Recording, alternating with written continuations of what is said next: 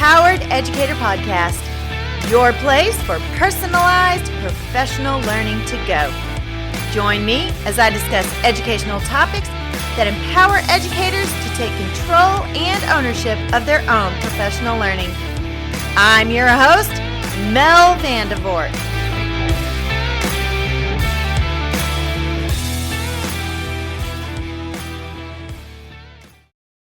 Good Friday morning, everyone. I was supposed to do an all booked up episode last week. However, a yucky little stomach thing is what I did instead. As I work to get better at having extra episodes recorded for instances like this, I want to thank you for your patience with me.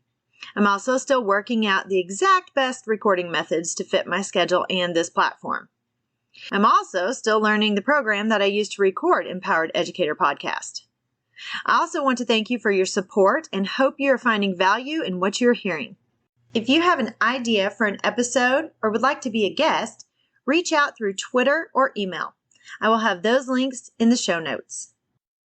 Now, let's get to the show. Today, I want to talk about remote professional learning. You know that personalized professional learning is a passion of mine.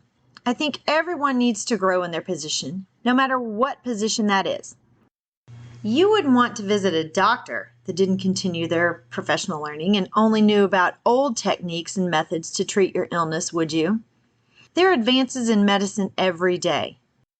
I don't think parents want their kids to learn from educators that never educate themselves.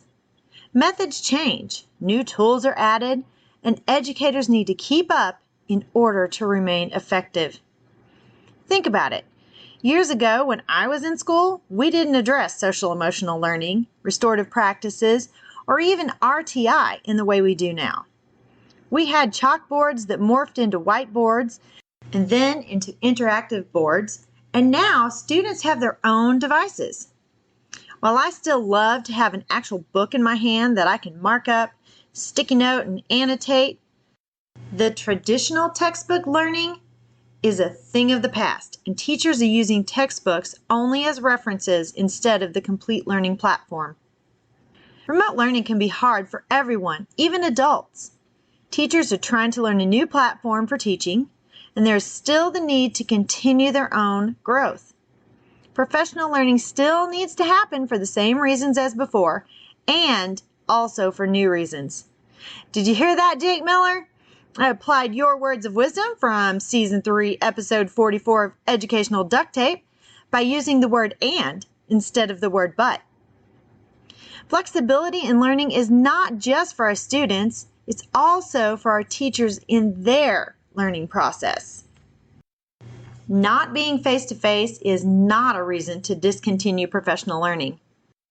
We expect our students to continue being active learners, and we should hold ourselves to the same high standards and expectations.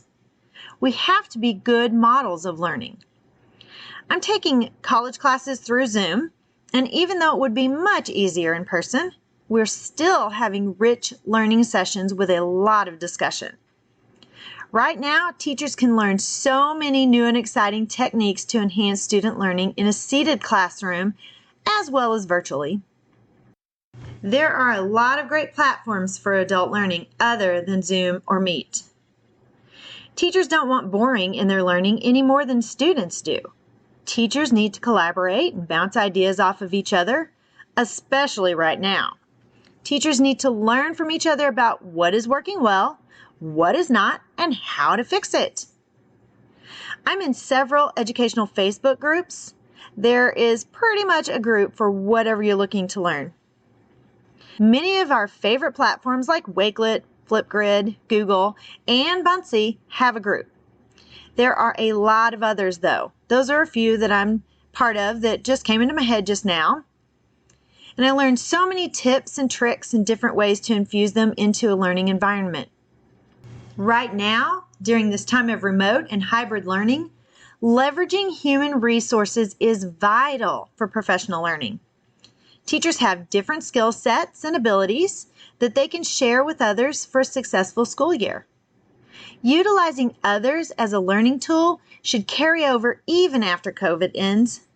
When COVID hit and schools were scrambling to figure out how to remote learn, educators were coming to the rescue of each other, sharing ideas, and creating even more great tools to help teachers and students succeed. Educators are amazing people who have big hearts and want to see others succeed. I've participated in several online summits, webinars, and online conferences to increase my learning these past few months. I'm constantly learning about new tools and new uses for tools that already exist in my teacher toolbox. Voxer is another great way to connect with others. I'm in a few Voxer chat groups, and not only do I learn from the people in the group, I get encouragement and validation from them. If I'm having a bad day, they're there to give me a lift. The Bible states in 1 Thessalonians 5:11, "Encourage one another and build one another up, just as you are doing."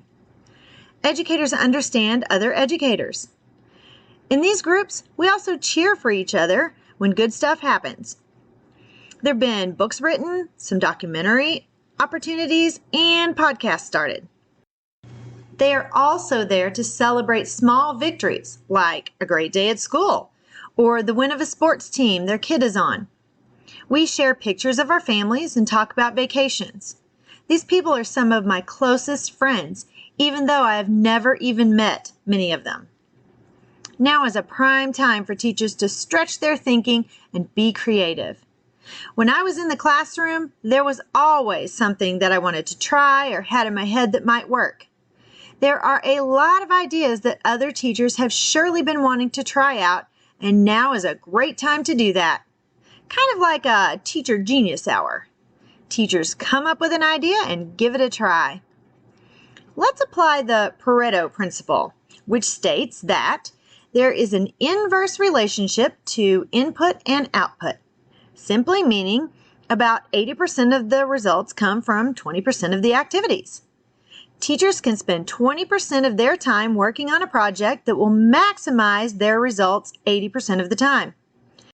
Teachers can collect some valuable data to gauge the effectiveness of their project. I'm working on some templates to guide you through that. They will be available on my website in a few days. I am all about adding technology skills to my repertoire. I've been working on becoming Edpuzzle, Screencastify, and Google Educator Certified these past few months. I also became a Wakelet ambassador. Now, you certainly don't have to get certifications in every tool that you want to learn and master. I just love to try out new technology and be able to fully promote it. I also wanted to add these things to my resume. I recommend choosing just one or two to start with. For instance, if you're still trying to master Google Slides, then use it more and find someone that can help you. If you want to learn how to fully integrate using Pear Deck with Google Slides, then do it. There are a ton of YouTube videos to help you learn something. I'm a visual learner. If I can see it and then practice it, I am much more likely to retain it. If you just tell me how to do something, I will give you that look that my son gives me that, what do you mean my room's not your kind of clean, Mom? Sometimes he even gives me this.